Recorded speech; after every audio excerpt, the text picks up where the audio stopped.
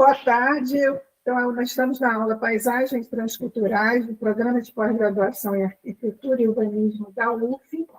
E temos hoje o prazer de receber o pesquisador, antropólogo André Luiz Campanha Demarche, convidado do professor Sandoval dos Santos Amparo. E vamos, então, hoje discutir questões muito importantes aqui, relevantes, a questão a questão também linguística e a questão da visualidade da arquitetura que vimos discutindo aqui, de estética transcultural. Então, passo a palavra agora a Silvia Escorabi de Carvalho, que vai ler alguma CV, né? Currículo vitae do André, e depois passamos a palavra ao nosso convidado.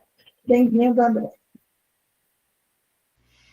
Olá, boa tarde a todos e todas. Vou apresentar brevemente o currículo do André. Ele é antropólogo, pesquisador e professor na Universidade Federal do Tocantins. Leciona no curso de Ciências Sociais e no programa de pós-graduação em Comunicação e Sociedade. Possui graduação em Ciências Sociais pela Universidade Federal do Espírito Santo, mestrado em Sociologia e Antropologia pela Universidade Federal do Rio de Janeiro, é doutor em Antropologia pela mesma instituição, foi tutor do Grupo PET Indígena, Conectando Conhecimentos, coordenador do Grupo de Pesquisa Rede de Relações Indígenas no Brasil Central, pelo CNPq, é membro do Núcleo de Estudos e Assuntos Indígenas e do Núcleo de Arte, Imagem e Pesquisa Etnológica. Possui atuação nas áreas de etnologia indígena, arte indígena, antropologia da arte e dos rituais, educação intercultural, teoria antropológica, cultura e identidade, patrimônio material e imaterial, antropologia visual e território e povos indígenas no antropoceno. André, seja bem-vindo, obrigado pela participação na nossa disciplina e a palavra agora é sua. Obrigado, muito obrigado, Silvia, pela apresentação. Obrigado, Dinay e Sandoval, pelo convite. Prazer enorme estar aqui com vocês, né? Continuando esse diálogo com o Sandoval, a quem eu tenho também a possibilidade de chamar de Abure, porque a gente é irmão lá nos Caiapó. A gente descobriu isso depois, né? Fazendo os cruzamentos de parentesco. Descobrimos que a gente é da mesma família. Eu já sabia disso, de alguma maneira a gente ia ter que ter essa conexão, né? Porque realmente sempre foi um prazer enorme esse diálogo com ele. E maior ainda, né, estendendo esse diálogo para aqui para o pessoal da arquitetura, né, da UF. Prazer enorme também poder falar para vocês aqui. A gente tem uma questão sempre com espaço, né, também, na etnologia, e principalmente na etnologia dos povos G, né, do Brasil Central. A questão do espaço, ela sempre foi uma questão central, né, para entender o pensamento desses povos, o pensamento, a cosmologia, né, a cultura também desses povos, e foi por aí que a gente começou essa conversa, né, Sandoval? Foi por meio dessa inquietação que o Sandoval tinha também de perceber que no campo da geografia, naquele contexto, hoje em dia já mudou para caramba, né? Praticamente 10 anos passaram aí, né? E já temos umas aberturas maiores aí no campo da geografia, mas naquele contexto a gente tinha uma teorização da geografia, né? Uma disposição da geografia para pensar junto com os povos indígenas muito pequena, né? E aí o Sandoval trouxe essa inquietação, a gente iniciou um diálogo aí a partir dessa inquietação e um livro que foi fundamental para a gente nesse contexto, que vocês devem conhecer todo mundo, né? Espero que conheçam, não conhecer, passem a conhecer, chama A Queda do Céu, do Davi Copenau e do Bruce Albert, que digamos que foi um pouco da base da nossa conversa, assim, né? A gente estava lendo, nós dois, eu tinha acabado de receber da Companhia das Letras, falei para o Sandoval, bora ler, a gente começou a ler junto e dialogar a partir desse pensamento que está aqui nesse livro, que eu brinco com os meus colegas de ciências sociais, brinco falando sério, né? Que é o novo pensamento social brasileiro, né? É o Davi Copenau, sabe? É o Ailton Krenak, né? Sempre foi, na verdade, mas a gente não tinha oportunidade de lê-los, agora a gente tem. né? Então, para mim, eles estão no mesmo patamar de Gilberto Freire, né? De Sérgio Buarque de Holanda, de Caio Prado Júnior, né? Eu acho que Davi Copenau, Ailton Krenak, Célia Chacriabá, e outros tantos pensadores e pensadoras aí indígenas estão aí nesse mesmo patamar. E aí a gente começou essa conversa, eu e o Sandoval, esse diálogo, e foi muito importante para mim também, né? O Sandoval sempre fala da importância para ele, mas eu queria destacar hoje também a importância para mim, porque eu estava fazendo com ele, lá no campo da geografia, testando lá nessa conversa com o Sandoval, uma coisa que eu fui depois desenvolver com mais profundidade no campo da comunicação, né? Eu estava entrando no mestrado em comunicação naquele contexto, né?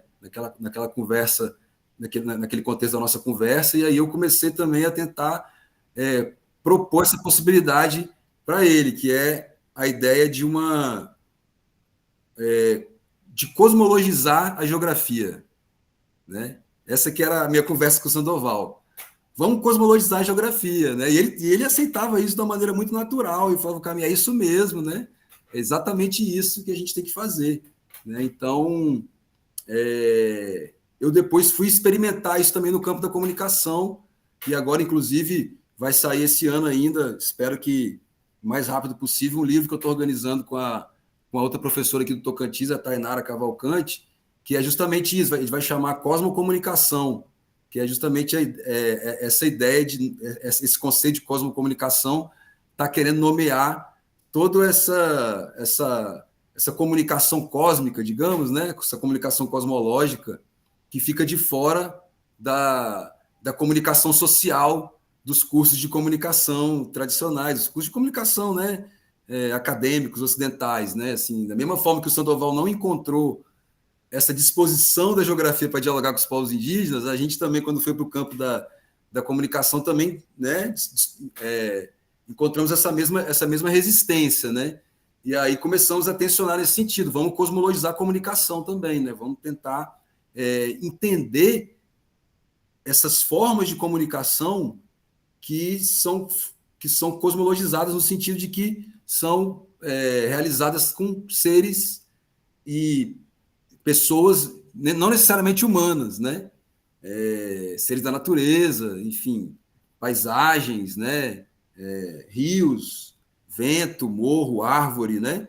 Tudo isso que não está trabalhado, que passa ao largo desses meios de comunicação, digamos, de massa, ou meios de comunicação de tradicionais modernos que acabaram sendo o maior foco da comunicação social, né? Então, eu queria retomar essa questão porque, enfim, né, eu acho que também teve essa contribuição também do Sandoval me ajudar a pensar isso também, né, não só para o contexto da geografia, mas também para outros contextos de pensamento. E eu acho que a gente tem que fazer a mesma coisa com a arquitetura, né? A minha conversa aqui hoje é nesse sentido. A gente precisa cosmologizar a arquitetura, né? A gente precisa entender a arquitetura a partir do cosmos e não a partir dela própria ou de outros elementos, né, da natureza, né? A gente tem ou do pensamento cartesiano, digamos, colonial, moderno. A gente tem que pensar ela a partir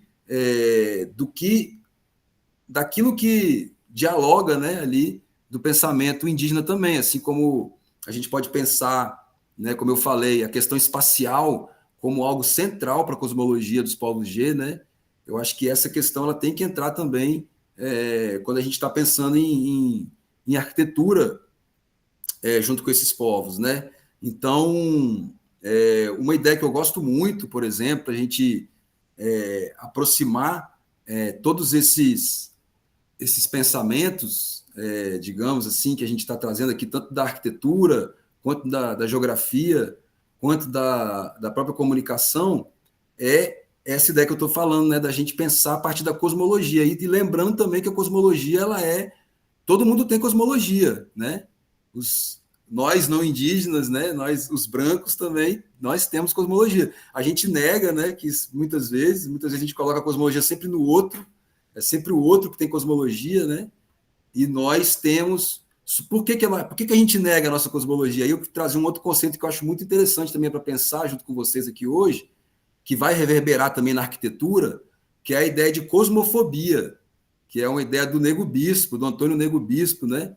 Que é um pensador quilombola, que no livro dele, Terra Dá, Terra Quer, ele traz esse conceito de cosmofobia. Ele vai falar, olha, nós dissemos que não temos cosmologia, porque nós somos cosmofóbicos, nós temos medo do cosmos, nós temos medo da natureza. Né? Nós assim, né? Nós ocidentais, digamos, nós colonizados, digamos, nós assim, bem amplo, mas nós que estamos aí nessa categoria da diferença, né? Colonial. E aí, enfim, ele vai falar isso, né? Diferentemente da cosmologia do que ele vai chamar dos povos afropindorâmicos, né? Que é uma cosmologia múltipla, uma cosmologia que ele vai falar que é uma cosmologia politeísta, né? Que tem vários deuses, tem várias possibilidades de relação com a natureza e vai compreender a natureza a partir da sua subjetificação, né? Ou seja, e é isso que acontece também com boa parte dos povos indígenas aqui da Amazônia, né? Eles estão ali, na verdade, entendendo a natureza como sujeitos, né? E em oposição, a nossa natureza, a natureza do Ocidente, vai ser uma natureza cosmofóbica, a gente vai compreender ela a partir de um medo, né, que ele elabora também, fazendo toda uma relação com o cristianismo, né, com a ideia de que o trabalho para a cosmologia cristã capitalista ele é sempre o sofrimento, né? Transformar a natureza para essa cosmologia é um sofrimento, né? Enquanto que para a cosmologia desses povos que o Nego Bispo está trabalhando, ele vai chamar de biointeração, né? Vai criar essa oposição também entre duas formas de trabalhar a natureza, né? Um trabalho que vai ver, quer dizer, uma forma de trabalhar que vai se integrar à natureza a partir das suas possibilidades de criatividade, né? E de criação, e são todas elas muito vinculadas a rituais, né? Enfim, a formas de produção ritualizadas, né? Que ele vai trazer no livro dele. E esse outro lado que o trabalho é um suplício, né? O trabalho é um problema, né? O trabalho tanto que na nossa sociedade todo mundo quer se aposentar, né? Ou ganhar na Mega Sena para não precisar trabalhar mais. Então, é um pouco sobre isso que o Nego está falando, né? Então, a cosmofobia ela vai trazer essa relação que nós temos, né? De medo da natureza, e eu acho que ela vai definir atualmente um certo tipo de arquitetura, que é justamente essa arquitetura, né, dita, enfim, urbana, urbanizada, mais tradicional, sei lá, tradicional é uma palavra péssima, mas assim, essa que a gente vê com mais... a gente vê comumente nas grandes cidades de hoje, né? Digamos, essa arquitetura mais do cimento, né? Enfim, ela é uma arquitetura, segundo o Nego Bispo, altamente cosmofóbica, né? Porque ela vai... isso, o porcelanato ele tem que ser branco para poder justamente evitar que apareça qualquer tipo de sujeira ali, porque terra é sujeira, né? Enfim. Então, eu acho que a gente pode fazer um diálogo por aí também, sabe? Pensar essa ideia da cosmofobia e como ela, né, até nas práticas ditas sustentáveis, muitas vezes elas também têm um lado, né, assim, da cosmofobia, no sentido de que muitas vezes elas não são dialogadas, né, com as populações que vão receber essas práticas muitas vezes, né? Isso é muito comum. Eu sempre gosto de citar o exemplo aqui no Tocantins do povo Craô, né? O Sandoval deve conhecer, deve lembrar, do povo Craô, que na aldeia Manuel Alves, um pessoal muito bem intencionado da Secretaria aqui de Saneamento Básico do Estado, do Tocantins, grupo de engenheiros e arquitetos, né? Decidiram, não se sabe muito bem como, fazer um monte de banheiro de alvenaria mesmo, né? Assim, na aldeia Manuel Alves, né? Assim, fizeram assim, acho que uns 40 banheiros, mais ou menos. E eles viraram ótimos depósitos. Ninguém usa eles como banheiro, né? Assim, porque eles têm eles na cosmologia deles, né? Que não é cosmofóbica, não cabe essa ideia de de fazer suas necessidades numa caixa de concreto, isolado do mundo, né? Eles fazem as necessidades em contato direto ali com o seu ambiente ali ao redor, né? Da própria casa, né? Então, eu acho que esse é um exemplo interessante para a gente pensar também essas práticas que muitas vezes são bem intencionadas, né? Elas são digamos assim, a gente pode defender elas como práticas, digamos, sustentáveis, mas muitas vezes por não ter esse cuidado, digamos, cosmológico, eu diria, por não serem cosmologizadas nesse sentido, né? Elas acabam produzindo situações como essa, né? De até uma inovação, né? Assim, os craô deram um jeito deles de usar o banheiro, né? Enfim, colocaram lá suas ferramentas e suas coisas. E aí, exatamente, isso acabou acontecendo. Mas então, assim, eu acho que a gente cosmologizar, para a gente cosmologizar, a gente tem que ter, digamos assim, noção de que isso é uma provocação, né? Claro, porque a gente já está cosmologizando. Só que a gente está cosmologizando desse jeito, né? Digamos, colonial. A ideia é a gente cosmologizar dessa maneira contracolonial, né? Ou seja, olhar para essas produções, tanto arquitetônicas quanto, enfim, do campo da literatura também, ou da própria comunicação, como eu venho falando, né? Eu acho que são vários campos possíveis aí, mas a partir dessa linguagem cosmológica desses povos, tomando isso como um a priori mesmo, entendeu? Eu acho que foi isso que, assim, digamos, fez eu e o Sandoval estabelecendo esse diálogo, né, e construir a partir daí uma proposta, né? Ele, enfim, a tese de doutorado dele acho que mostra isso de uma maneira muito, muito importante, né? E eu acho que a nossa busca é trazer isso para várias outras áreas do conhecimento, né? Eu acho que a arquitetura tem muito a ganhar com isso também. Eu acho que tem várias iniciativas já, né, acontecendo em relação a isso.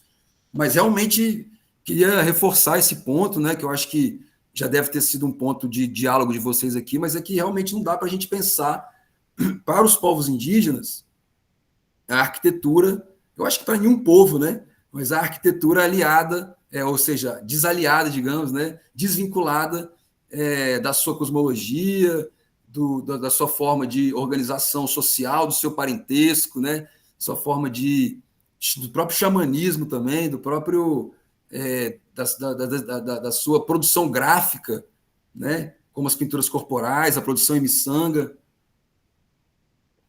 E então eu acho que o nosso exercício em diálogo com esses povos é tentar fazer esse caminho, né, esse caminho contrário, né, da universidade. Em vez de chegar com os nossos conceitos, não, é aprender primeiro esses conceitos que eles estão trazendo, para depois a gente voltar, né? E tem sido esse também o meu esforço enquanto pesquisador, né, em diálogo com esses povos aqui do Tocantins e do Pará também, da Amazônia de modo geral, tentando sempre pontuar que a Amazônia e o Cerrado, né, a gente poderia dizer, estender para o Cerrado também, ele é um território multiepistêmico, né? Esses povos eles estão aqui já produzindo conhecimento há pelo menos 12 mil anos, né? A gente tem os trabalhos aí do Eduardo Neves, da USP, nosso colega da arqueologia, que tem mostrado que a ocupação da Amazônia e do Cerrado, né, ela tem sido produtiva nesse sentido há 12 mil anos, né? Ou seja, ela tem gerado a Amazônia. A Amazônia não é um negócio que nasceu do nada, né? Ela tem sido construída, produzida por uma série de relações humanas e não humanas também, né? Eu acho que o trabalho dele é muito importante no sentido dele trazer esse elemento fundamental da ancestralidade desse território, né? Que a gente está falando, que, enfim, vai ser palco agora de um mega evento político internacional, né? Justamente por conta disso. Eu acho que o mais importante que fica da COP, eu diria, né, que nem veio ainda, mas que já está ficando, é ressaltar esse caráter multiepistêmico que a Amazônia tem e que ele é fundamental para a proteção da cosmossociobiodiversidade, né? O trabalho do Eduardo Neves, que eu citei agora, ele tem mostrado isso, né, que é justamente esse tipo de gente que está sobre esse tipo de território gera mais riqueza, né? Gera mais biodiversidade, né? Gera mais interações, gera mais diferença, o que é muito importante para a Amazônia. Aí, assim, acho que é um dado fundamental que ele traz, né? Que é a questão dessas esses grandes elementos da cultura amazônica que trazem, inclusive, identidade para a região, por exemplo, sobretudo da comida, né? Essas grandes árvores, né? Que a gente pode trazer como índices, na verdade, como símbolos da Amazônia, que é a castanha do Pará, o cupuaçu, né? O buriti, o piqui, que mais? O próprio murici também. Agora não estou lembrando todos, são 7 ou 8 dessas grandes espécies, né, da Amazônia, que são considerados por esses arqueólogos como espécies hiperdominantes. Elas estão em toda a Amazônia. O babaçu também, acabei de lembrar.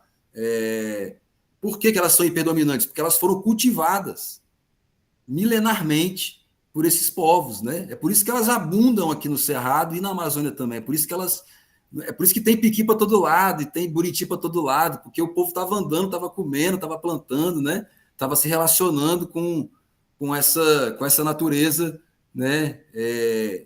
De maneira muito antiga e também, digamos, contemporânea. Isso continua sendo feito, né? A gente que anda nos territórios, a gente sabe que isso continua sendo feito. O regime de demarcação de terra indígena, ele limitou muito essa possibilidade, né, digamos, deslocamento pelos territórios, né, porque ele circunscreveu os povos, delimitou, né, de maneira quase que fechada, né, essa questão territorial, mas, como o Sandoval, inclusive, mostra na tese dele, né, a cosmologia é muito mais, né, a cosmologia, ela extrapola essas linhas, né, ela vai muito além dessas fronteiras que o Estado determina, né? Ela, enfim, a gente teve, inclusive, a grande oportunidade de se conhecer melhor e presenciar junto a ida de uma delegação que o Sandoval organizou dos Caiapó até o povo Craô na Feira de Semente, em 2009, se eu não me engano, né, Sandoval? Não, 2010, eu acho, enfim. Só sei que a gente está ficando velho. Esquece essa data aí, cara, por favor. Pois é. Enfim, mas que foi um momento maravilhoso de ver justamente essas relações, né? Essas redes de relações extrapolando esses limites territoriais, né? A gente viu isso acontecendo ali na relação que os Caiapó e os Craô estabeleceram, né? E aí é um outro ponto importante também que eu queria trazer, né? Como que essa Amazônia, esse Cerrado, esse Brasil Central, ele sempre foi povoado por redes de relações interétnicas, interespecíficas, né? Entre, digamos, indígenas e quilombolas. Tem todo um campo para estudar aqui no Brasil Central sobre as relações dos indígenas com os quilombolas aqui, sabe? Recentemente aconteceu um fato curioso aqui, inclusive. Acho que um pesquisador holandês, agora não lembro o nome dele, ele passou aqui no início do século XIX e ele fotografou no final do século XIX, desculpa, e ele fotografou uma viola de buriti, que é um instrumento característico aqui do Tocantins, né? É uma viola feita com os talos de buriti, no povo Apinagé, lá, digamos assim, como se fosse um artefato do povo Apinagé. E ele publicou isso num livro, né? E aí, muito recentemente, um outro pesquisador que, por coincidência, estava fazendo doutorado na Alemanha, não, na Holanda, justamente de onde era esse pesquisador também, descobriu esse livro, viu essa foto e trouxe para mostrar para os Apinagé. Ele trabalhava lá em Tocantinópolis e tal, e para mostrar para os Apinagé, olha assim, e que viola é? Me mostra essa viola, né? Vocês tocam viola de buriti e tal. E o que o pessoal explicou para ele? Os Apinagé explicaram para ele, falou, não, essa viola, isso aí provavelmente foi algum quilombola que trouxe no dia de festa, entendeu? Tocou ela a noite inteira e esqueceu ela com a gente, ou presenteou alguém, né? A gente até sabe tocar, mas quem faz isso aí são os quilombolas, né? Então tem toda esse Brasil Central, ele é totalmente povoado por essas redes de relações que a gente nem imagina, né? Então, esse discurso, né, da Amazônia como um território virgem, né, um território a ser explorado, um território sem ninguém, um território vazio, né, na verdade, é uma forma histórica de apagamento dessas relações que estão aí estabelecidas, né? A gente tem isso muito documentado, enfim, tem nos livros da Darcy Ribeiro, a gente tem esses elementos do contato dos Guajajara, dos Teneterrara, né, com os quilombolas. A gente tem aqui no Tocantins o livro do Melati, Júlio César Melati, que mostra essas relações dos Craô com os quilombolas. A gente tem também aqui entre os Xerentes, né, várias, aqui mais próximo aqui de Palmas também, vários relatos dessas trocas, né? Isso sem falar também nas trocas entre os povos indígenas, né, que também são altamente, enfim, complexas e duradouras no tempo, né? Sobretudo se a gente pensar que o que a gente tem hoje, né, de arqueologia dos povos G, né, e também das questões da etnolinguística, né, desses povos, a gente descobre que muitos deles, na verdade, eram um único povo que se separou aí há uns 500, 600, 700 anos atrás, né, e se espalhou tanto para a Amazônia quanto pelo Brasil Central, pelo Cerrado, né? Então, são povos que já têm ali uma própria relação instituída também de uma certa ancestralidade, né? Assim, toda a nossa dimensão um pouco mais histórica, para agora, digamos, afunilar um pouco mais, para já ir também finalizando a minha fala aqui, mas trazendo essa ideia de que a Amazônia ela é um território multiepistêmico, né, como eu tenho defendido aqui para vocês, de múltiplos saberes e saberes que a gente ainda não tem nem ideia de quais são, porque a gente não conhece ainda, né? Saberes que estão aí para a gente compreender ainda, porque a própria concepção, eu acho, de sociedade desses povos, e de natureza, e de corpo, e de espaço, e de arquitetura, né, e de cosmos, ela é também uma concepção multiepistêmica, né? Então, se a gente vai fazendo esse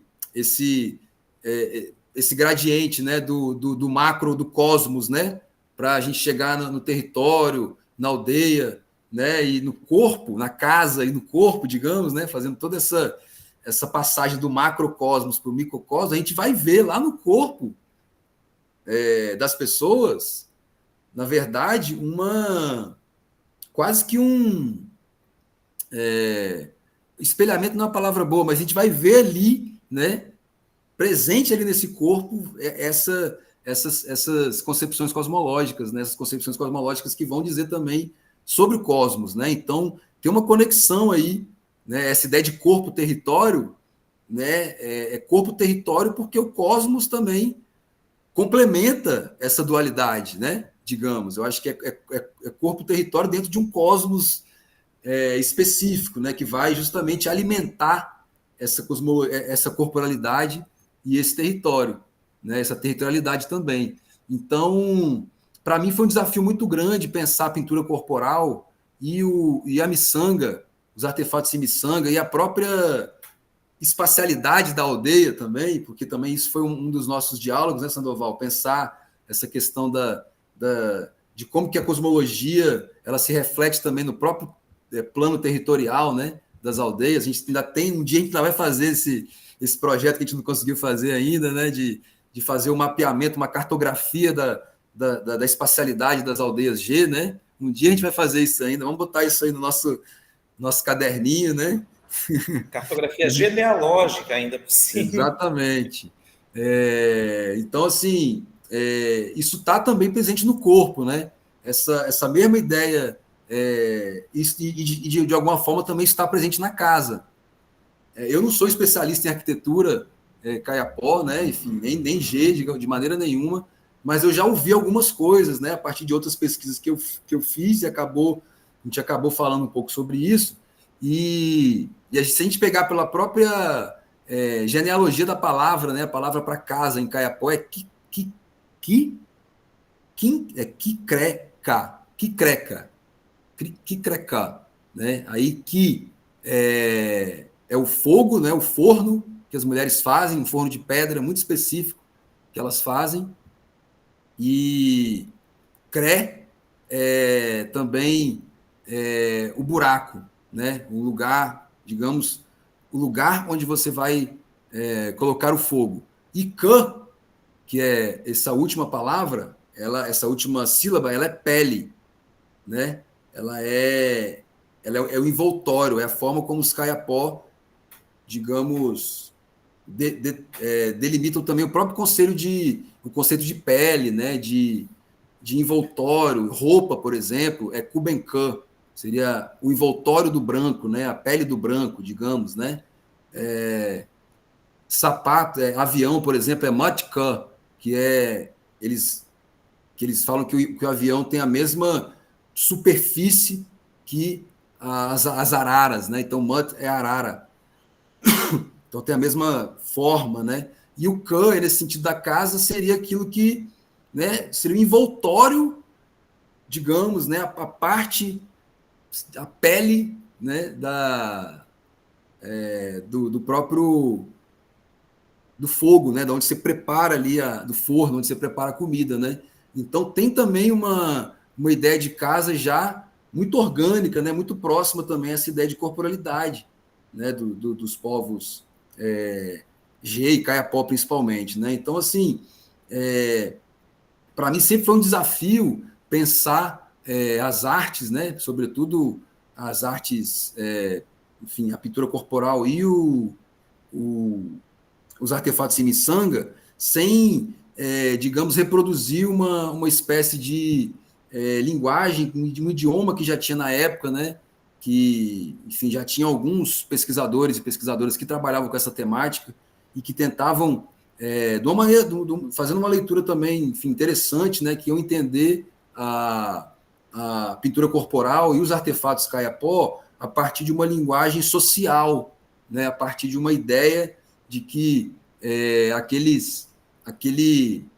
aquelas pinturas elas socializavam aquelas pessoas e, ao mesmo tempo, elas definiam uma espécie de gramática, né, que o antropólogo podia fazer uma leitura delas a partir de um gradiente, né, que ia da natureza, quer dizer, da cultura até a natureza, né? Então, quanto mais cultura, mais pintura, menos cultura, menos pintura, né? Então, a Lux Vidal, por exemplo, o Teres Tanner vão fazer essa leitura, né? E aí eu, enfim, cheguei no meu doutorado para poder tentar dialogar com essas duas figuras lendárias, digamos, da antropologia brasileira, né? E tive que encontrar um caminho, né, específico, diferente, para poder falar sobre pintura corporal. E aí eu descobri nada, né? Os Kayapó que me contaram, me ensinaram, né? Já sabiam disso há muito tempo, que, na verdade, muita da relação com a pintura corporal, ela tem a ver, na verdade, com uma espécie de terapêutica, né? Uma espécie de uso quase que medicinal, na verdade, da pintura corporal, sobretudo em relação com a parte sobrenatural, né? Com os mecarons, os carons, os espíritos, né? Dos mortos, os seres da natureza, né? Então, a pintura corporal ela é um grande antídoto. Ela é usada como uma forma de bloquear, né, assim, o corpo da pessoa. E aí tem uma pintura específica para isso, que é a pintura toda preta, né?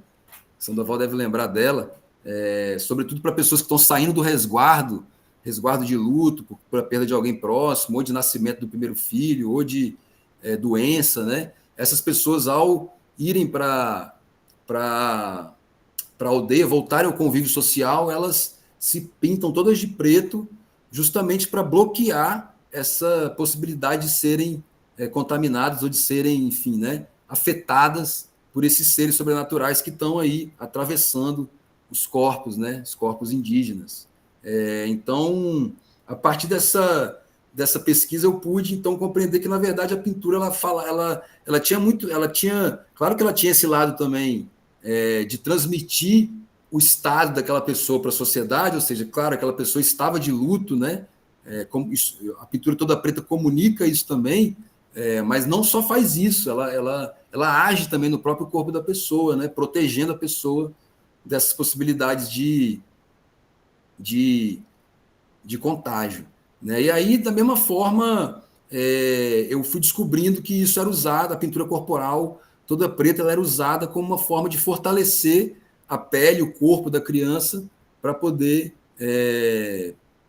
preparar ela para poder enfrentar os rituais de iniciação, né? Que, enfim, entre os G e os Kayapó, sobretudo, são rituais em que você tem uma transformação da ordem cósmica, né? Assim, uma inversão da ordem cósmica, né? Os homens, as pessoas passam a ser animais, né? Dançam como pássaro, viram jaguar, né? Viram, enfim, outros seres, viram onça, né? E eles vão todos para... Isso é interessante que até arquitetonicamente também isso é muito interessante, porque nesses rituais de nominação, de iniciação, todas as pessoas saem das casas e vão para o pátio e ficam dormindo lá, né? De um dia pelo menos 2, 3 noites elas dormem no pátio redondo da aldeia, né? Acampadas mesmo, e as casas ficam vazias, e é o momento que, segundo eles, os espíritos, os Mecaron, voltam para as casas e ocupam as casas, né?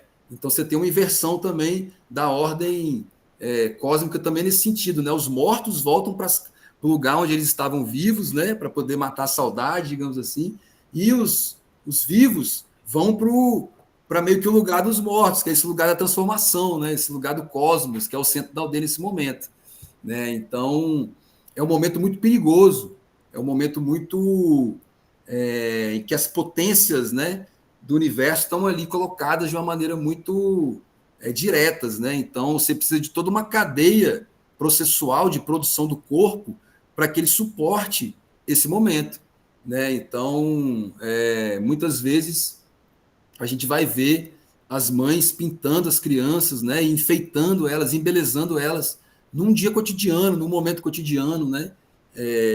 Primeiro só com a pintura, depois só com alguns artefatos de tecido, depois com alguns artefatos de miçanga, e depois, finalmente, com as penas e os dentes, né? Então, tem toda uma cadeia de produção do corpo, e aí a gente pode, para eu finalizar a minha fala, a gente pode relacionar essa cadeia de produção, esse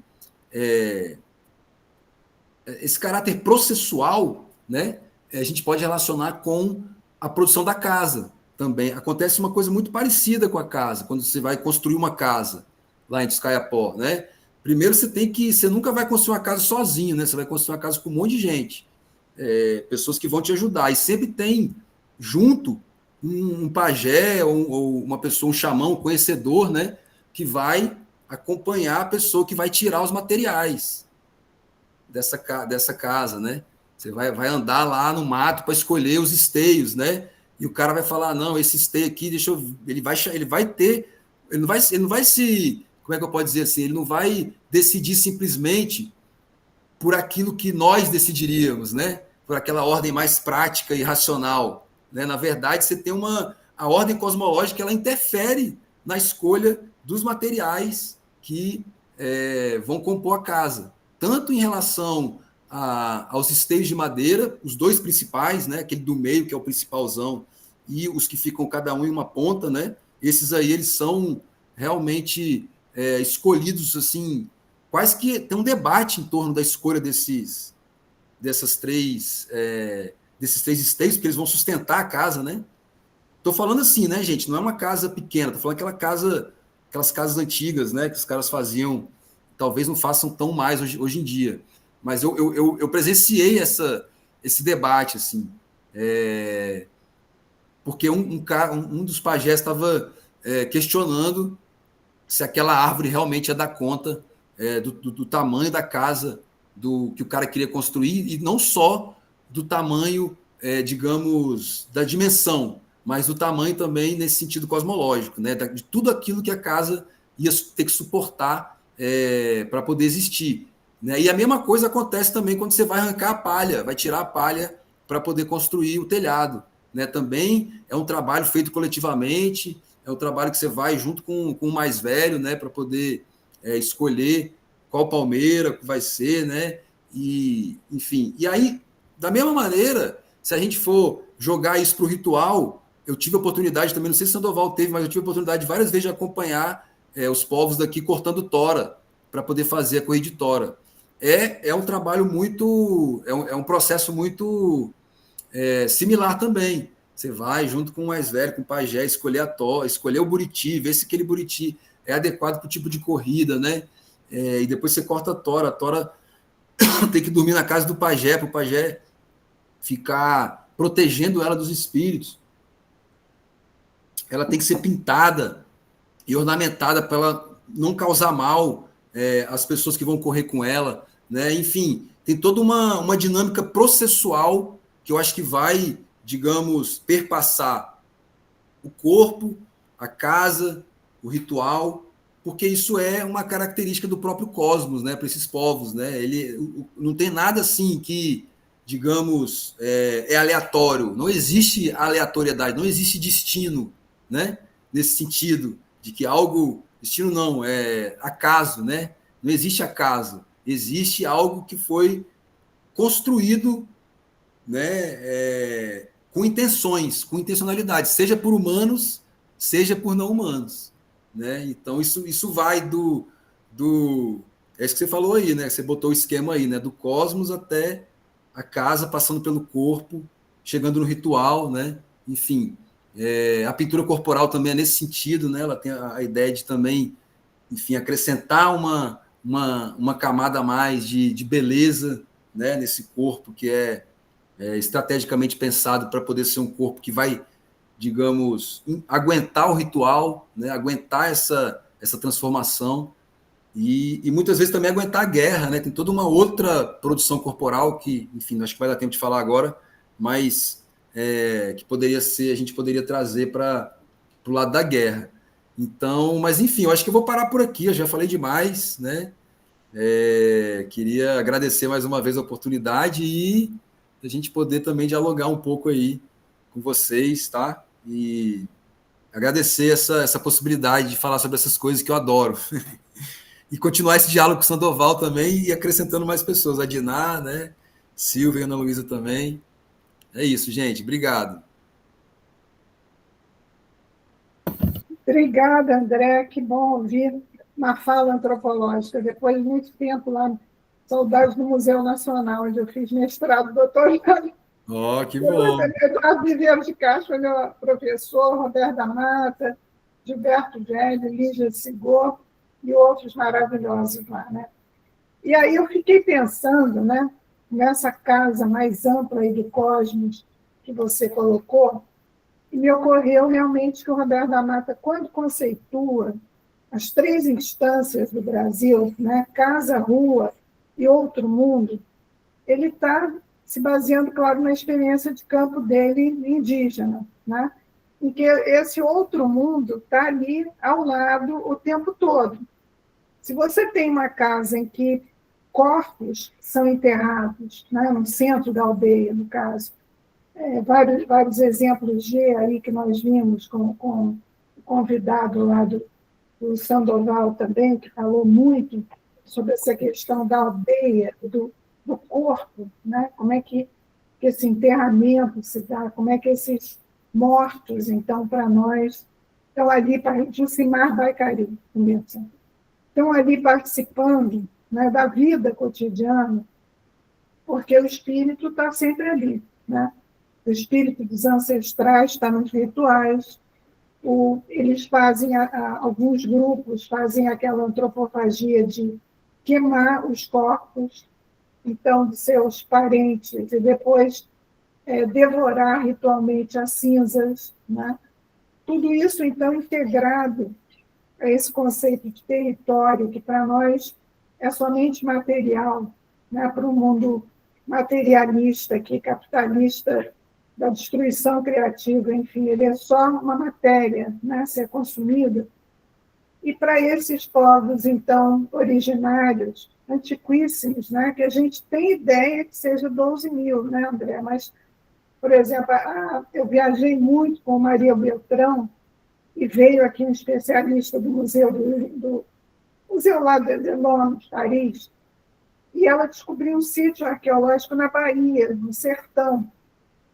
Quando ele chegou e viu aquelas pinturas arqueoastronômicas, ele deu uma datação de 20 a 30 mil anos. Então, nós não temos pesquisa, né, arqueológica suficiente para saber essa datação, né? Nós supomos que a vida aqui se instalou com 12 mil anos, mas possivelmente muito antes, né? Nós tínhamos grupos aqui que percorriam a América do Sul, enfim, que andavam por aqui. E me lembrei também do Antônio Florence, que estava na expedição Landsdorf. Eu até escrevi um paper sobre o caminho que ele fez, saindo de São Paulo, pelo Tietê, indo ao Mato Grosso, chegando à província do Grão-Pará. Tá? Eu não sei se Sandoval vai querer apresentar alguma coisa, mas eu gostaria que Silvia só projetasse algumas imagens para colaborar aí com a tua fala da questão histórica, né? Para a gente que está aqui numa era absolutamente globalizada, aqui, de espetacular, a gente imaginar o que foi isso no século XIX e, possivelmente, o que seria a gente poder retroativamente chegar a um território arqueológico indígena, né? Então, o Silva vai só colocar, foi o trabalho do 4º Seminário de Arquitetura Vernácula Popular, Tradição e Contemporaneidade, organizado pelo professor Zé Pessoa, e eu apresentei, então, com José Antônio Rauela Raio e a Valéria Veras, né, essa cartografia sensível, o artista cientista Hercule Florence, na exposição Landsdorf, 1825 a 1828. Tá? E eu também estive na Universidade de Novo México, André. Então, meu pós-doc eu fiz com indígenas Pueblo, lá em Novo México, onde eu morei praticamente 4 anos com eles, trabalhando e vendo os museus que eles criavam, porque eu sou do ICOM da Unesco, Conselho Internacional de Museus da Unesco. Né? Então, vejam essa iconografia aí dos Apiacá sobre o rio Arinos. Né? O que isso significa hoje na sociedade espetacular? Esses Apiacá usaram essa imagem do Florence nas suas redes sociais, no seu Instagram. Eles se apropriaram, então, dessa iconografia ali, a feitura da farinha, as pinturas corporais, e atrás a casa tradicional, né, a maloca ou oca, no nome caboclo, aí, que Galvão define, enfim, como uma sociedade acaboclada, né, misturada já entre as etnias aí, mas esse conceito da habitação, então, ali comunal. Né? Então, ele também veio aqui no Rio de Janeiro, claro, desceu aqui, né, do navio, que ele veio da França, e ele, então, também documentou a Baía de Guanabara. Pode passar aí. Aí está, então, o Corcovado, né, e a montanha, enfim, Pedra da Gávea, Pão de Açúcar, Corcovado, que ele viu, então, com seus olhos de artista cientista. Né? E eu defini, então, como uma arte nômade, né? Porque ele tem essa ideia dos trajetos e experiências imagéticas e o desenho como principal instrumento. Né? Pode passar o próximo. Aqui, então, ele passando, então, do monjolo para pilar a mandioca. Né? Ele trabalhou também, ele vai pegando as casas, então, ao longo do Rio, eles iam parando na expedição, né? E lembrar que aqui no Rio, a primeira aldeia era a Carioque ou Carioca, situado no sopé do Morro da Glória, na foz do Rio Carioca, que era um rio sagrado dos Tamoio Tupinambá. Né? Em outra foz mais caudalosa, né, aparecia, então, na praia de Flamengo, a aldeia Uruçumirim e Abruçumirim. Então, ele chegou a ter alguma interferência ali, mas quem realmente levantou isso foi o Jean Delery, né? Entre 1550 e 1560. E quando o Florence veio, ele chegou a ter algum desenho sobre isso também. Tá? Então, o próximo. Algum registro, né? E os tipos humanos que ele vai fazendo, né, que ele vai desenhando, né? Então, ele ali, no que ele diz, nos arredores de São Paulo, ele pegou um tipo que, para ele, no olhar francês dele, era indígena, né?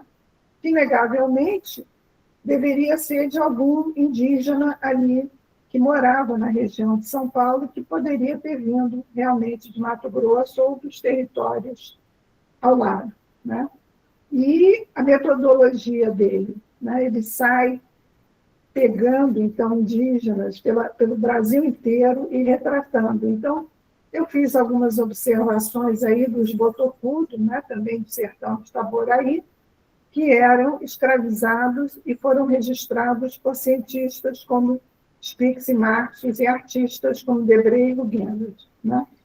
E que moravam ali no Largo do Paço Imperial, no cais de desembarque que ali havia. É o Bessa Freire Malheiros, então, falando da capital da corte, como os índios circulavam, então, por aqui, pelo Rio de Janeiro e por São Paulo também, né?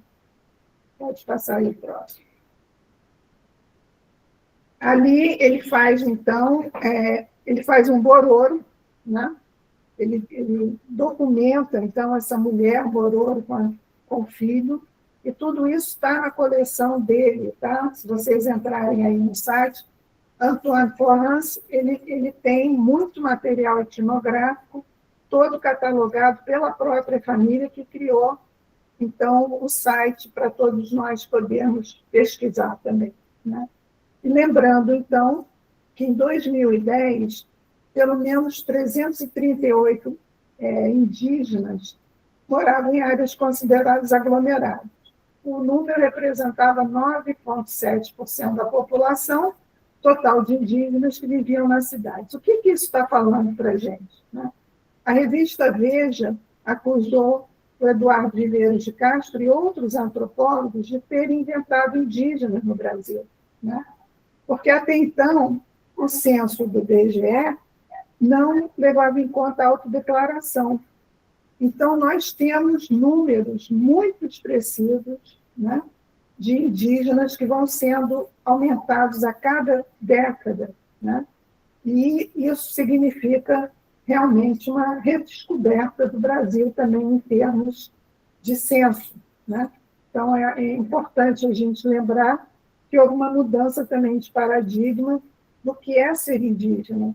Você pode ser indígena e morar em favela, morar em cidade, né? Você não precisa mais ser índio aldeado para ser classificado como antigamente, tinha que ter a referência da aldeia, né? Então, isso é muito, muito importante, a ideia de lembrar de índios urbanos como uma grande mudança para a antropologia também. Pode passar ao próximo. O desenho dele, então, é muito sutil, né? Aí a Foz do Cuiabá, vocês vejam que ele vai traçando o caminho dele, subindo até o Grão-Pará, né? E eu lembro, então, dessa ótica transcultural, né? Relacionada às transformações ocorridas na junção de culturas distintas, né? Ali, então, se estende o alcance do saber acadêmico em arquitetura e urbanismo, ampliando a discussão para o campo da filosofia, da antropologia e das tecnologias digitais, de forma a encontrar soluções viáveis para o impasse de megacidades brasileiras e latino-americanas quanto à ocupação do espaço público, né? Então, essa falência que o Brandt fala de modelo neoliberal de poder público, que entende a cultura somente como comoditização.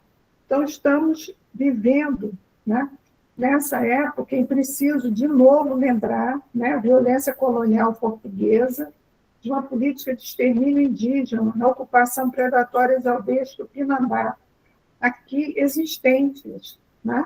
E pelos indícios de um escravismo revelado por pelourinhos que mapeiam sítios de igrejas, mosteiros, casa de moradia e comércio de elite local. Então, essa violência, não só simbólica, né, mas a ocupação de território continua a marcar o Brasil de forma exacerbada, né?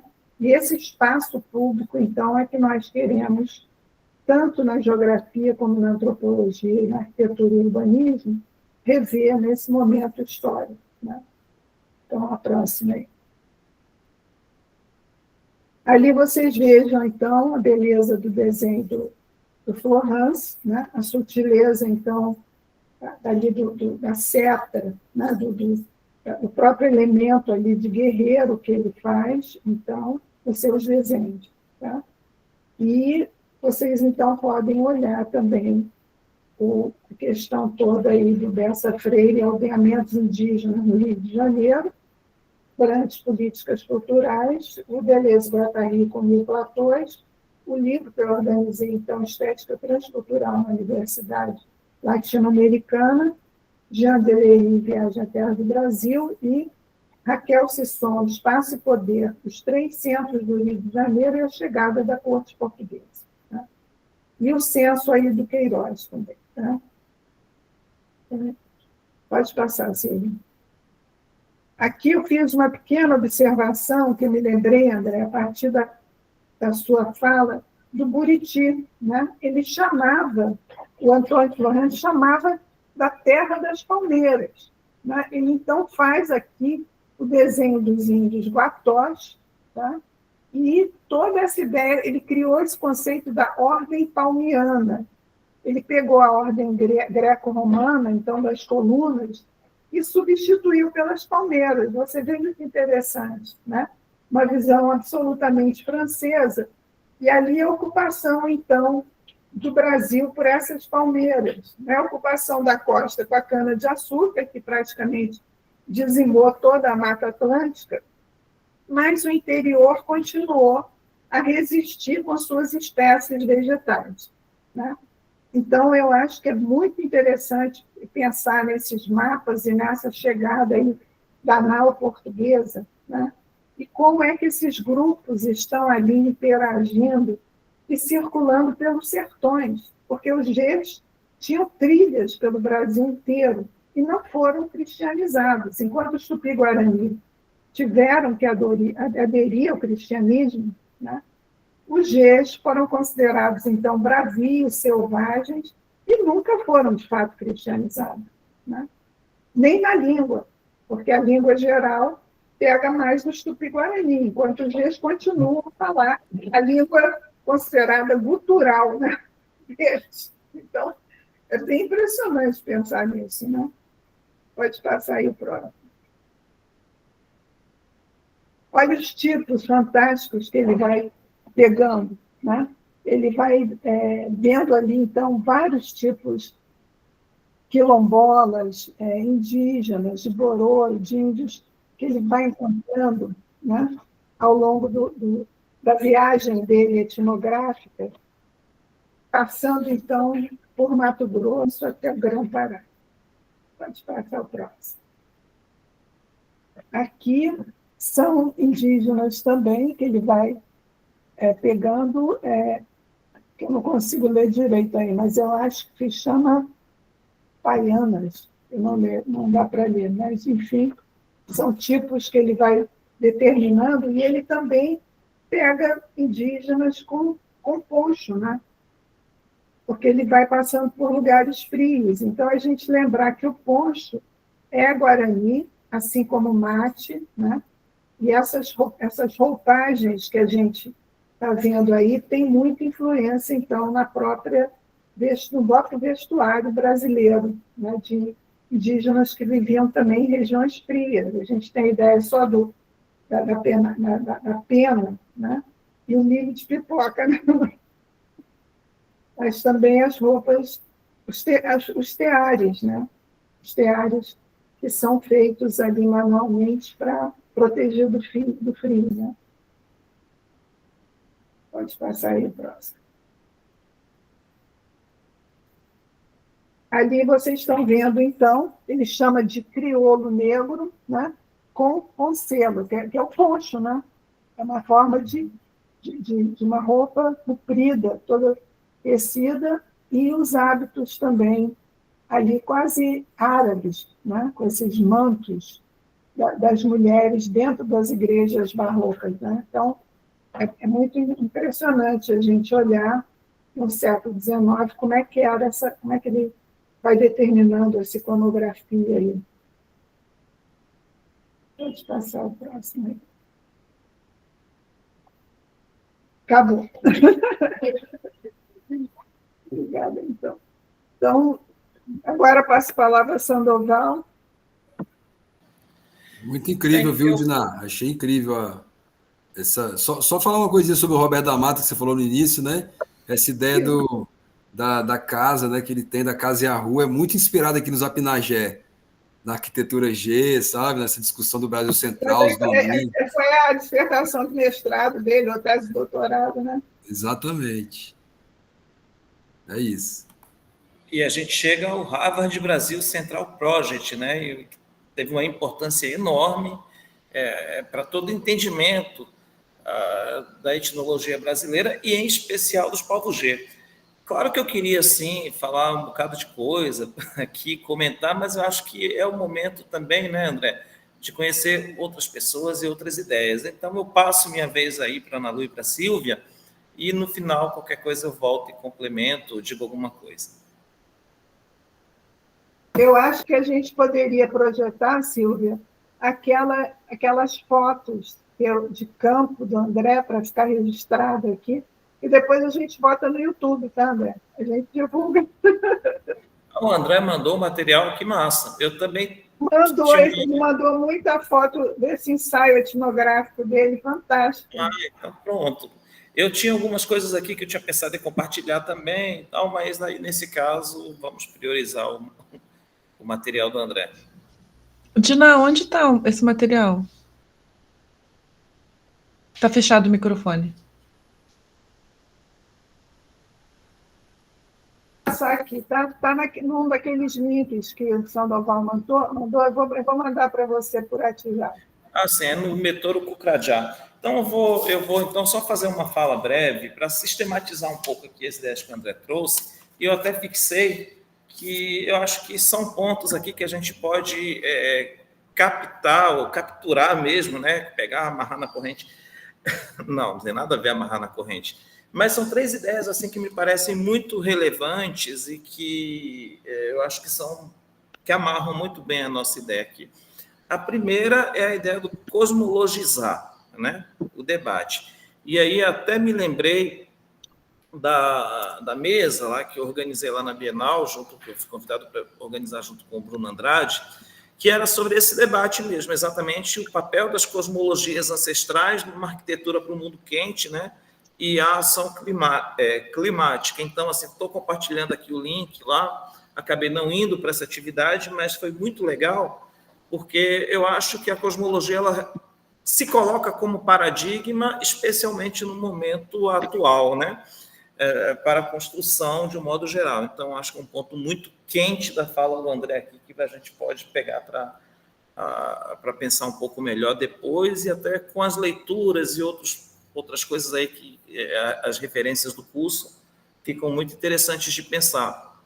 Dentro dessa pegada, antes de avançar, eu diria que até lá no Pranto de Poincaré, né, o André falou bastante aqui do Mecaron e tudo, é interessante como os próprios indígenas eles produzem uma leitura cosmológica de coisas concretas. Então, ele traz o exemplo do banheiro, né, das apropriações cosmológicas de uma realidade material.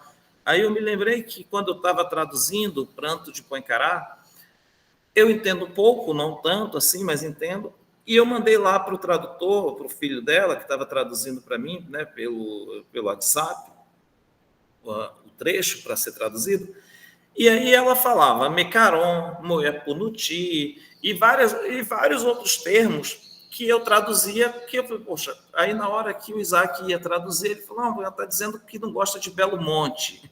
Não, mas eu não ouvi Belo Monte, né? E aí eu mandava lá para o tradutor, e o tradutor voltava e dizia, ela está falando de Belo Monte.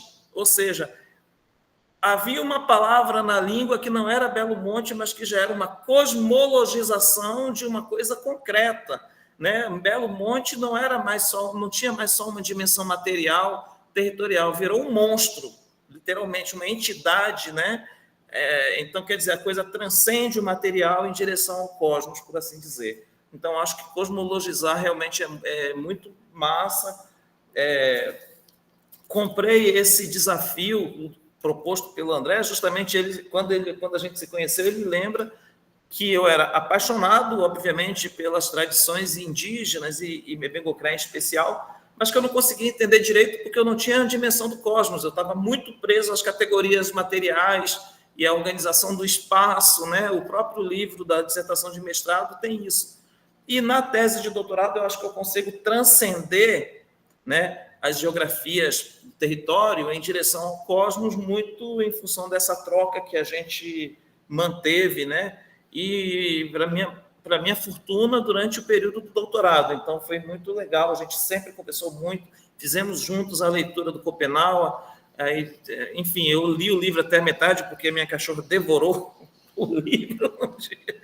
Enfim, foi meio caótico, depois eu fiquei só com o PDF, continuei lendo o PDF. Então, cosmologizar, o primeiro ponto aqui que eu acho central. O segundo ponto, que deriva do primeiro, é a ideia do território multiepistêmico. Poxa, isso é muito profundo e muito sério, né?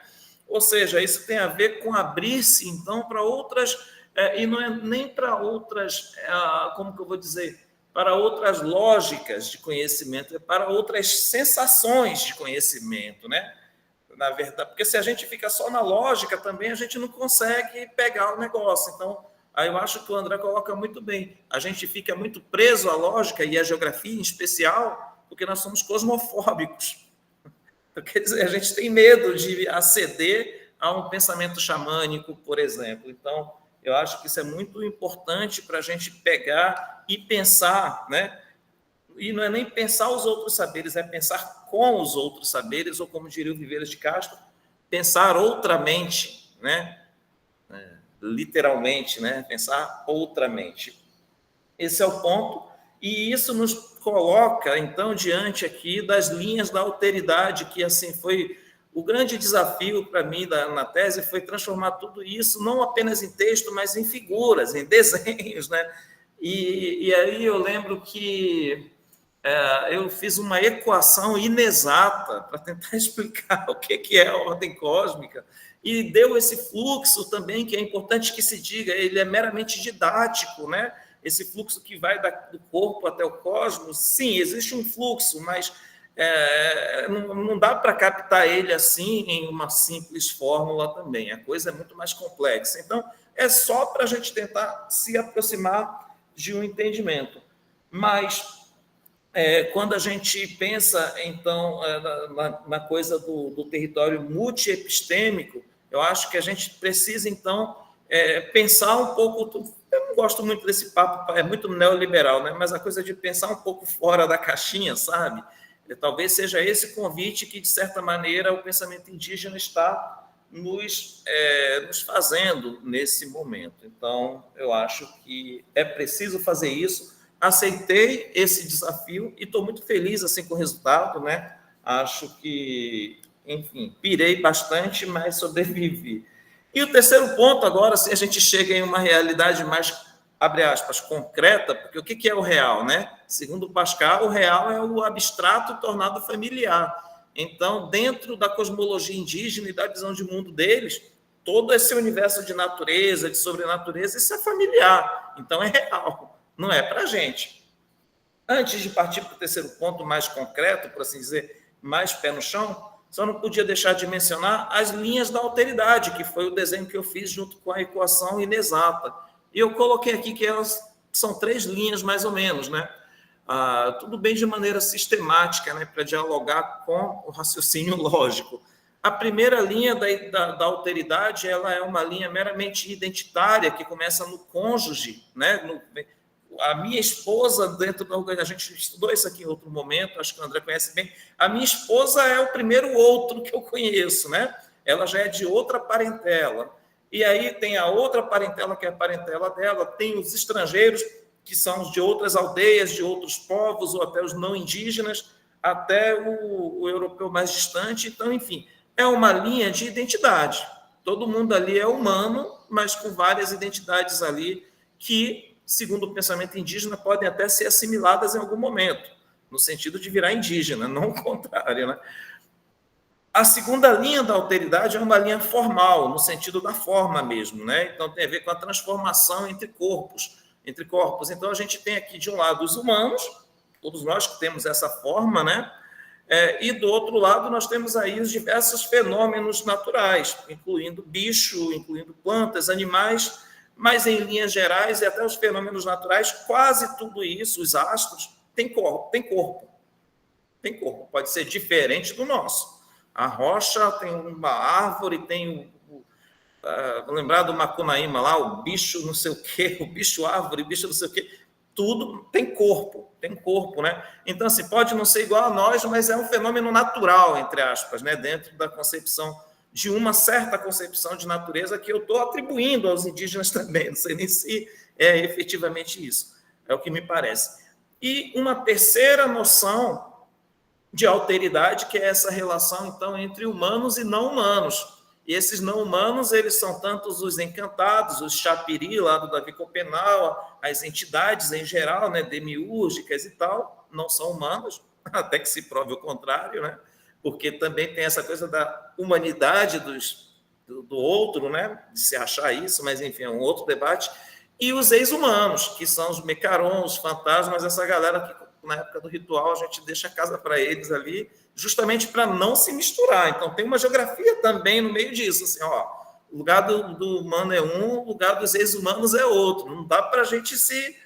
Inclusive, o ritual tem que ser bem feito, que é para despachá-lo aqui, igual... Ó, por favor, vá para a sua aldeia, que é lá do outro lado do rio, você fica lá, a gente fica aqui, e aí fica tudo certo, né? Então, esses momentos de inversão de ordem são praticamente... são disputas ou são acordos, né, feitos com as entidades ali, são pequenos litígios que existem para resolver o mundo. Tudo bem, a gente vai deixar vocês ficarem aqui durante os 3 dias, matar a saudade, desde que vocês vão embora depois e deixem a gente em paz. Então, ter o contato com os mortos é sempre uma coisa ruim. Sonhar com morto, tal, é sempre uma coisa ruim, de um modo geral.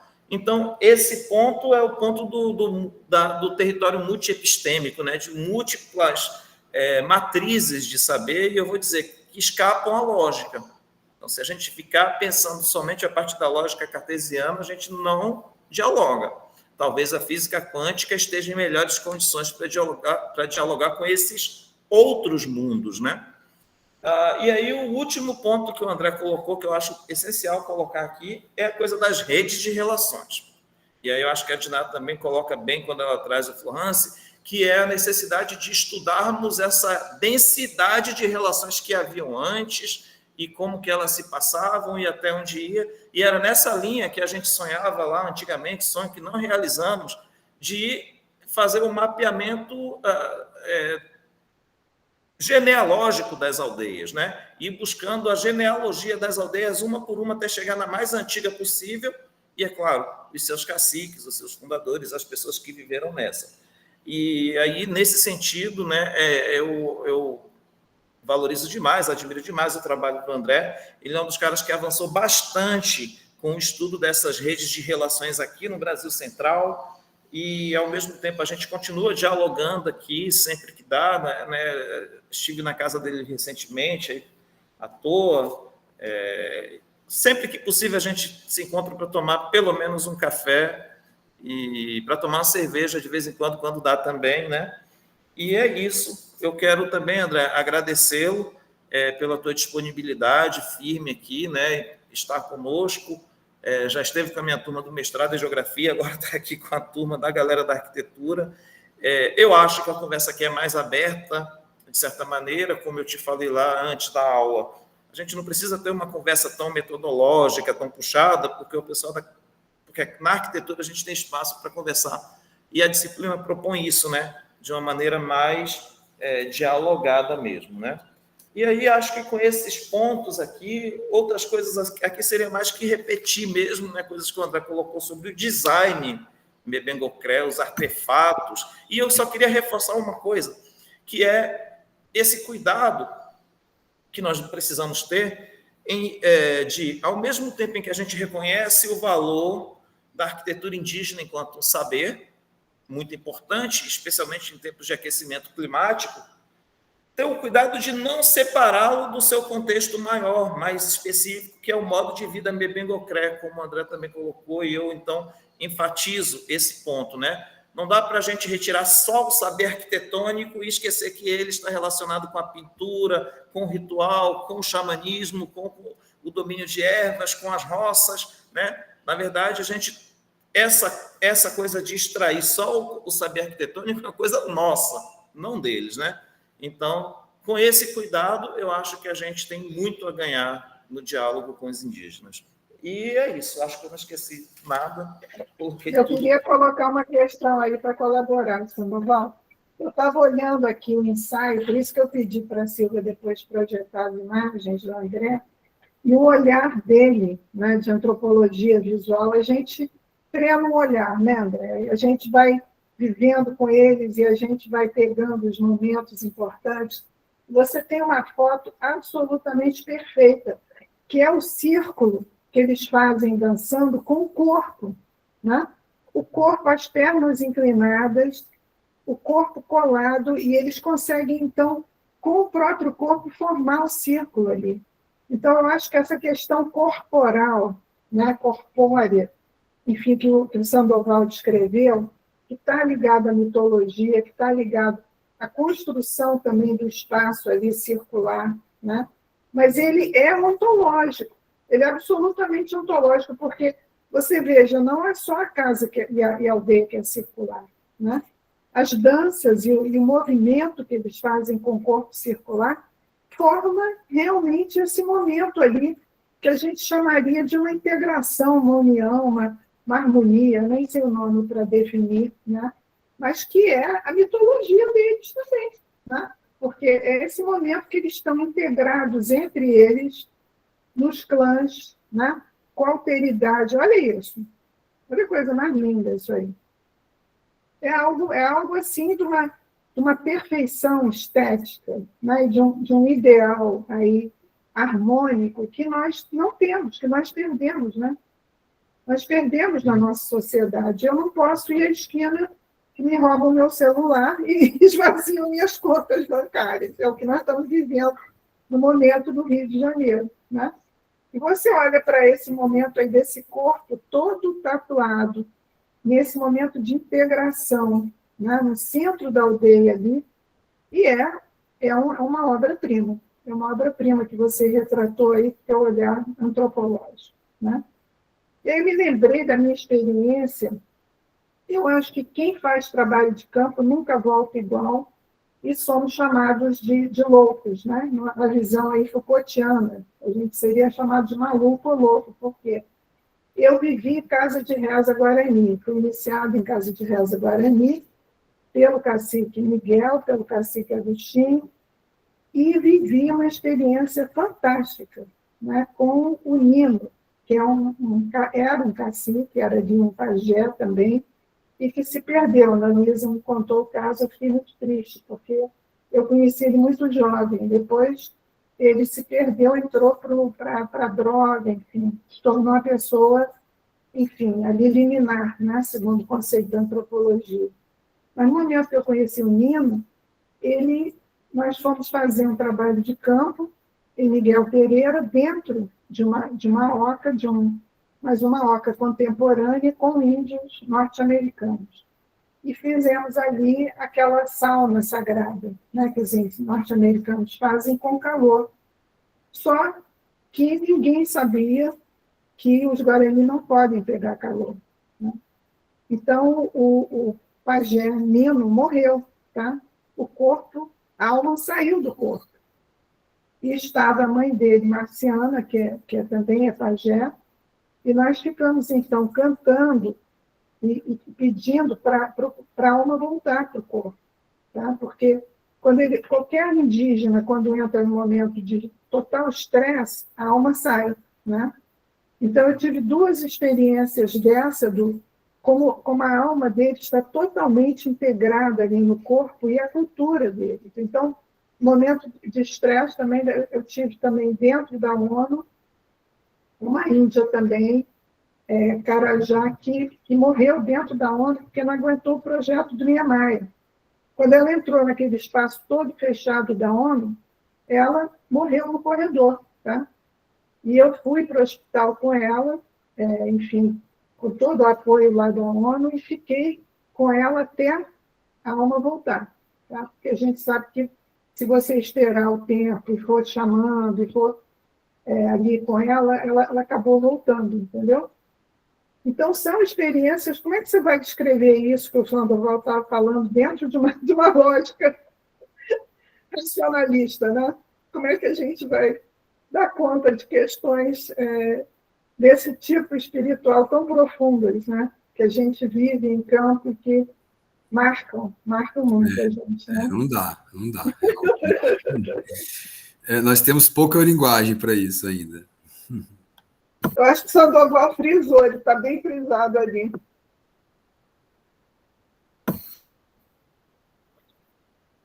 A Luísa quer falar da experiência dos Guarani aí? Colabora aí, Ana Luísa.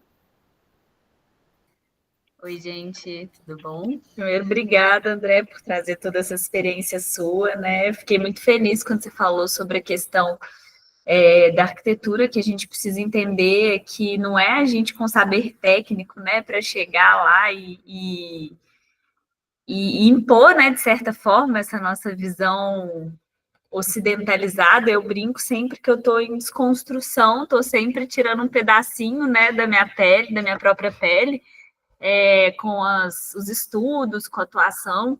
E lá na aldeia, tanto Araponga quanto a Rio Bonito e Itachi, né, foi um processo, assim, né, que eu até contei, que foi de ir me descolonizando. E eu não estou conseguindo ligar minha câmera, não sei porquê, gente.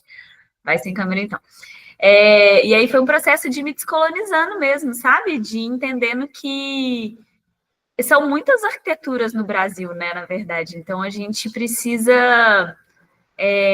eu brinco que saber pisar, chegar devagarinho, né? Pisar devagarinho para entender onde que a gente está pisando e como que a gente propõe isso, e também entender o quanto que a gente tem a aprender, né? Eu aprendi muito, muito, muito com os guaranis, assim. Acho que hoje a minha forma de projetar ela é outra, mesmo quando eu não estou fazendo projeto para aldeia indígena, mas a minha forma de enxergar a arquitetura ela é em outro lugar também, né? Hoje a gente teve a oportunidade de, na Semana de Arquitetura, dar uma oficina, uma mesa redonda, né? Com o pessoal que é o Júnior e o Lusca Fusca também, e aí a gente estava falando muito sobre essa questão de arquitetura de periferia, arquitetura indígena, arquitetura quilombola, né? E é muito bom ver esses debates acontecendo na universidade pública, porque é onde a gente está formando profissional, né? Então, ter esse entendimento eu acho que é essencial, né, Diná? A gente ainda está aí com um sonho de construir nossa maloca também, junto com eles. E é muito bom também poder estar sempre compartilhando aqui. Obrigada aí pela sua contribuição. Então, tem um grupo, André, aqui, de todas as universidades federais. Eu acho que vocês, não sei, vocês são estaduais, mas tem a de Goiás, tá? Tem o NB, tem da Bahia, tem a UF, tem o UFRJ e vários outros participam de criar o APIC, que chama, que é um vestibular indígena e quilombola separado, né? Dentro das universidades federais. E, no caso da UF, criar uma casa de convivência, enfim, eu chamo de museu vivo, que é um conceito da Unesco, né? De um espaço de convivência, então, ali indígena e quilombola, que seja permanente, né, dentro da UF. Então, é uma proposta que está em negociação ainda com a reitoria, que está em busca de patrocínio, mas é o sonho, né? Sem sonho a gente não vive. Sandoval voltou. Que bom, Sandoval. Bem-vindo aqui de volta. Não, a internet aqui deu uma caída. Estou no campus. Perdão. Mistérios do virtual. Acontece. Não, mas muito legal, Ana Luísa, o seu trabalho, parabéns, viu? Espero poder compartilhar depois, mais tarde. Vamos sim, eu vou te mandar a construção também da OCA, o PowerPoint, eu vou mandar para você, que nós fizemos, porque fizemos uma OCA xinguana dentro do campus, com os alunos vindo ao ETI, Camaiurá, o Alapti, com o Pajé Sapaim, coordenando, e conseguimos fazer um pequeno protótipo de uma OCA escola, né, com o professor Jacques Poulain, patrocínio da CAPES também. Então, foi um momento importante de reflexão e que os alunos puderam, então, trocar com o saber também com os indígenas, com os tutores, né? Porque a gente tem que fazer essa descolonização dentro da universidade. Daí, esse conceito do Poulain de transculturalidade, né? Seria essa troca cultural um avanço, então, da multiculturalidade, da interculturalidade, de criar uma realidade outra, né? Que seria essa realidade já dialogada e, enfim, uma outra possibilidade aí de pensamento também filosófico, né? Muito bom. Eu queria colocar mais um dedo de açúcar, mais uma colher de café no negócio, porque o André já ia passando batida aqui um ponto que o André colocou lá no começo, que era sobre a relevância do pensamento espacial para os povos G. Antigamente o pessoal falava G com G, né, mesmo, mas hoje em dia o pessoal costuma escrever mais com G, com J, quer dizer, né? Então, de certa forma, foi meio curioso descobrir isso, né? Acho que foi no dia da defesa da tese de doutorado do André, lá no Rio, que eu fui assistir, aí eu descobri que nós somos geólogos, com J, né? Geólogos com J, ou seja, somos especialistas em povos G. E os povos G são aqueles que legaram o modelo circular de aldeia, né? Claro que a gente encontra ela também no Alto Xingu, mas classicamente é um modelo atribuído ao G. E, bem, eu acho que isso é muito interessante, porque a gente tem aí a aldeia circular, mais ou menos perto da beira do rio, a Casa dos Homens. E aí, André, já que eu acho que a gente já venceu a pauta, eu queria até te pedir para falar um pouco mais abertamente sobre uma polêmica. A Silvia saiu, estou vendo aqui, mas uma polêmica muito relevante, né, do debate sobre etnologia G, Mbengocré em especial, que é o debate sobre a relação centro-periferia na aldeia. O Torne Barbinger de um lado e Vanessa Lea Viveiros de outro. Já disse aqui que eu tomei partido, né, do lado da Vanessa Lea, mas é sobre a relação de centralidade da Casa dos Homens em relação às periferias, né? E, enfim, eu acho que esse é um ponto espacial importante também, que dá até a dimensão da importância do pensamento espacial para os próprios povos G, né? Pode comentar um pouco com a gente, então, assim, só claro, pegando aqui prazer. aquele caldo, aquele chorinho do caldo de cana. Demorou, vamos lá. Não, muito legal. Essa pergunta sempre, eu acho que é uma questão muito central mesmo, né, da discussão desses povos, porque tinha muito essa ideia, né, de que essa divisão entre centro e periferia, né, como se a questão, o espaço central, né, das aldeias fosse um espaço masculino, né, um espaço de decisão, um espaço de ritual, um espaço onde as coisas importantes aconteciam, né, e o espaço das casas, né, do entorno da aldeia redonda seria o espaço periférico e estaria relacionado mais às mulheres, né? E aí esses autores vão quebrar com essa ideia, né? Vão dizer que vão vir com aquela ideia lá do Levi-Strauss, né? Daquele texto das Sociedades Dualistas, que ele vai falar dos G, né? Que acho que é uma pergunta, as sociedades dualistas existem, se eu não me engano, acho que é esse texto. E ele vai falar que para o caso dos G, o centro, na verdade, ele é o lugar em que você tem a possibilidade de abrir para o fora, né, para o exterior também. O centro não é o centro do interior, ele é o centro do exterior, né? Assim, ele, quer dizer, ele tem o interior e o exterior dentro dele, né, na verdade. É isso que o Lévi-Strauss vai mostrar, né? Então vai mostrar que muitas vezes isso que era chamado de periferia, na verdade está muitas vezes dentro do centro, né? Essa relação com os invisíveis, né? Essa relação com os carons, que em geral poderia, né, ser caracterizado como algo que estaria para fora da aldeia, né? Na verdade, o Lévi-Strauss vai dizer que ele está no centro, né? Que essa conexão intergaláctica, né? Ele fala que quando você desenha uma folha, desenha uma folha, no meio da folha um círculo, e você coloca o ponto central desse círculo e você dobra esse círculo, essa folha no meio, né? Pegando a ideia das duas sociedades que ele estava estudando, a sociedade com o dualismo concêntrico e o dualismo diametral, né? Quando você dobra essa folha no meio, você vai ver que esse ponto que está lá no centro, ele se desdobra para fora também, né? Então ele traz essa ideia de que, na verdade, o centro ele se conecta com isso que seria a periferia, muitas vezes mais do que o próprio centro, mais do que a própria periferia, quer dizer, né? E a periferia, aí a Vanessa Lee vai mostrar isso muito bem, né?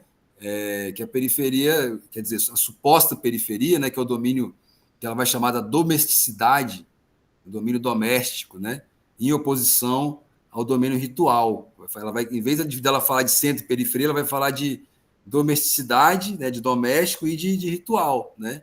Ou seja, ela vai mostrar como que também no pensamento ameríndio, na prática dos povos, na própria política, você tem uma centralidade fundamental desse espaço de produção do parentesco, que acontece nas casas, né?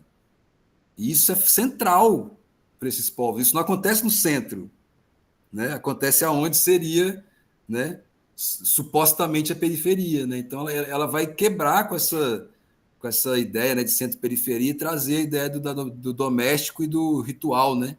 Para poder se opor e mostrar as conexões do doméstico e do ritual também, né? Que também tem conexões muito fortes, né? Então ela vai quebrar essa ideia meio de uma separação entre esses domínios, né, da vida social, e vai mostrar como que eles estão totalmente interconectados e que muitas vezes eles fazem... Quando a gente traz as imagens do Ocidente, que é essa de centro e periferia, na verdade a gente pode inverter tranquilamente que vai dar certo também, né? Então vai mostrar como que isso essa linguagem ela atrapalha mais, essa linguagem conceitual ela atrapalha mais do que ajuda, e ela tem, claro, né,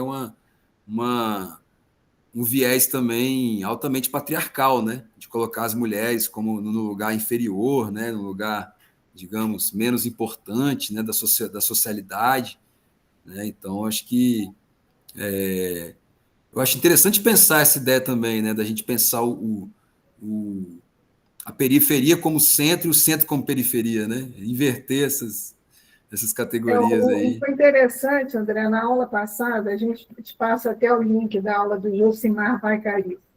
E ele colocou, eu fiquei bastante assim, depois refletindo, que ele colocou, enfim, a questão da casa dos homens e definiu, então, os Vaicari como machistas, né? Ele falou, porque os Vaicari são meio machistas. Ele falou isso, é uma visão, porque ele fez arquitetura, né? Ele se tornou arquiteto, como arquiteto da Universidade Estadual, trabalhou com Porto Carreiro também, que é um arquiteto que fez as maquetes de casas indígenas. Ele fez essa autocrítica na cultura dele, mas de um ponto de vista externo, como você está falando, né? Porque a questão da integração de uma enfim, cultura indígena é algo muito mais complexo, né? E aí eu me lembrei de um programa que eu nunca vou esquecer, na época da Hillary Clinton, ela, como feminista, ela fez uma chamada na televisão da campanha dela, em que ela criticava as mulheres do Islã, né, que usavam a burca. Ela criticando a burca e dizendo, mas vocês têm que entender que vocês estão numa lógica aqui internacional e que a burca, então, é uma agressão ao feminismo, né? porque é uma submissão do corpo da mulher. Então, ela tinha toda uma teoria lá, Beth Friedman, da vida de feministas norte-americanas, e aí a moça deu uma resposta perfeita. Ela falou, mas vocês já olharam o que vocês comem? Vocês acham que vocês comerem McDonald's, comerem batata frita, tomar Coca-Cola, vocês acham que isso também é bom para a cultura de vocês? Né? Respondeu a mesma moeda, né? De uma lógica também, enfim, dentro do conceito ali norte-americano, a comida americana é um favor, né? Pânico, entendeu? Então, eu fico pensando, né, como é que seria essa crítica aí da arquitetura possível, né? Porque a gente importa os modelos. Né? No caso da arquitetura, eu mesma fui de uma geração em que só tinha Le Corbusier, Bauhaus, e chegava a Niemeyer e Luz Costa, acabou. Né? Era isso que era arquitetura. Né? Então, a periferia, a arquitetura das favelas, que hoje a gente considera, né? A arquitetura popular, agora vernacular, que a gente chama, que inclui a indígena, e todo outro conceito de espacialidade, né? De formas de viver, de habitar, saberes, né? Segundo o patrimônio material, o conceito do IFAM, eu fui do IFAM também, essa ideia de saberes e fazeres, que são outros, né? Da alteridade, que envolvem uma reflexão profunda, né? Cosmológica, ontológica, uma mudança de paradigma também do que é uma arquitetura, né? Porque você reproduzir uma laje plana, né, como Niemeyer fez, espaços absolutamente fechados, com um calor insuportável, né, que você depende do ar-condicionado. Então, eu acho que essas críticas são muito pertinentes e não foram ainda devidamente superadas, né? Não se chegou a uma conclusão sobre esses conceitos de uma arquitetura internacional, modernista, e o que nós somos, nosso localismo, nosso regionalismo, nossa questão das palmeiras aí, que o Florent chamou tão bem da ordem palmiana, né? Nós temos uma ordem palmiana, que nunca foi valorizada. Nós continuamos fazendo neoclássico com colunas greco-romanas. Petrópolis, né, cidade imperial, um exemplo disso, você tem ali uma réplica, então, de uma arquitetura greco-romana, né, quase num pastiche, né, que a gente chamaria uma colagem de elementos para definir o que é arquitetura. Né? Então, são discussões bastante importantes aqui para nós também, da arquitetura, né, e urbanismo. E fora essa ideia de você poder viajar para o cosmos, né? Existe um museu no Paraná, que é o caminho Piabiru, a rota Piabiru, que é o caminho que liga o Peru ali ao sul do país, né? E ali naquele caminho eles fizeram, então, um museu da cosmogonia Guarani, tá? Com todos os astros que os Guarani olham para o céu e veem. Então, eles veem a Via Láctea, eles viajam para a Via Láctea nos rituais, tá? E os astros que eles vão vendo, a toca da onça, quais são os animais que estão no céu Guarani e que não são aqueles que nós, não são o Capricórnio, não é a astrologia que nós pensamos que existe, né? E que estão ali, e eles caminham nesse caminho cosmogônico, né? Realmente, eles saem do corpo e a alma vai até lá. Como é que você explica isso ontologicamente? Então, o Sandoval falou bem que a física quântica é o que mais se aproxima, né? Para definir essas relações com o cosmos que eles têm tão próximas, né? E a ideia de outros mundos, né?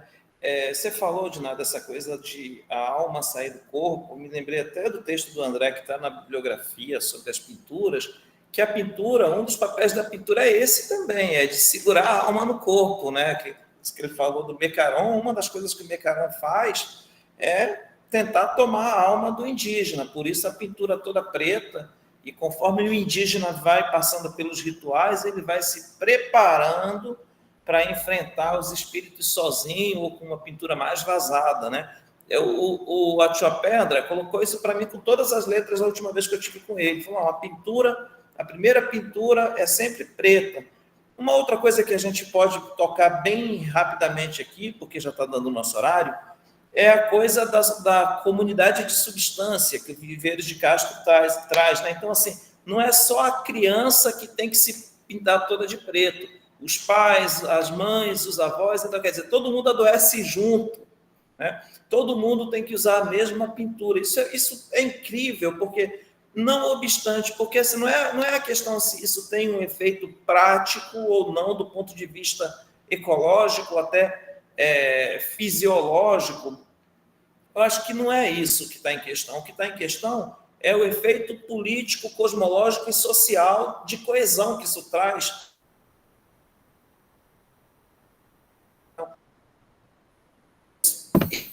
Enfim, nada impede de comprovar, de constatar também uma potencial eficácia também medicinal, que é óbvio, não é nosso objetivo aqui.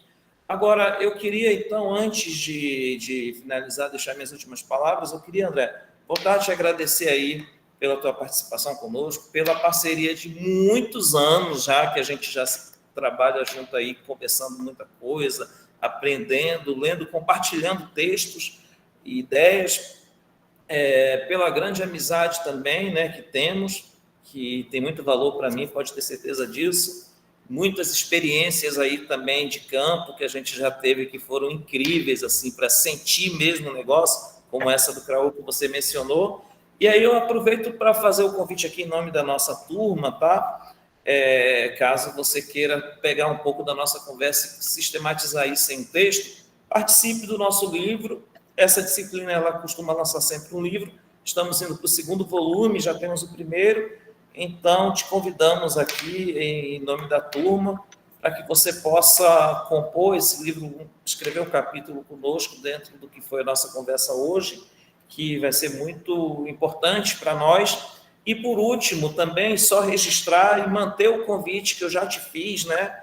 Já te falei que a gente está aqui no âmbito de um projeto de pós-doutorado que vai ser prorrogado, porque tem a burocracia da UEPA, não sei o quê. E o meu projeto, junto com a Diná, no âmbito desse estágio pós-doutoral, não é apenas as aulas, é também ter uma interação presencial lá na UF, se possível mais, a partir da organização de atividades do que até da própria classe, mas o projeto final mesmo é organizar uma exposição.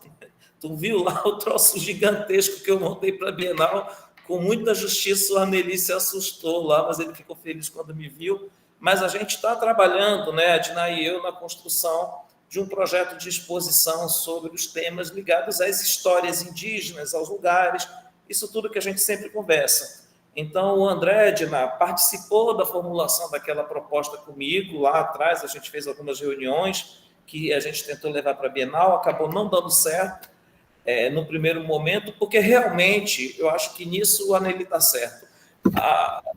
Os Mebengocré merecem uma exposição só para eles, né, para contar tudo isso. E a gente também é um pouquinho megalomaníaco, a gente tinha pensado em montar o céu da aldeia lá no meio da exposição, coisa estelar. Então, tem que montar, Sandoval, sem o céu não vai dar. Não, porque o céu é essencial da narrativa, né? A quantidade de histórias envolvendo os astros que tem ali obrigam-nos a isso, né? Então, a gente trabalhou junto nisso aí também, né? Bastante, André. Então, te agradeço e mantenho o convite. Estamos aqui na nossa empreitada de montar essa exposição, mas a gente vai fazer no momento certo, sem afobação, por assim dizer. E vamos ver se a gente vai continuar por mais um ano dando curso aqui e vamos publicar um livro que você então já está aí totalmente... Beleza, aceito o convite.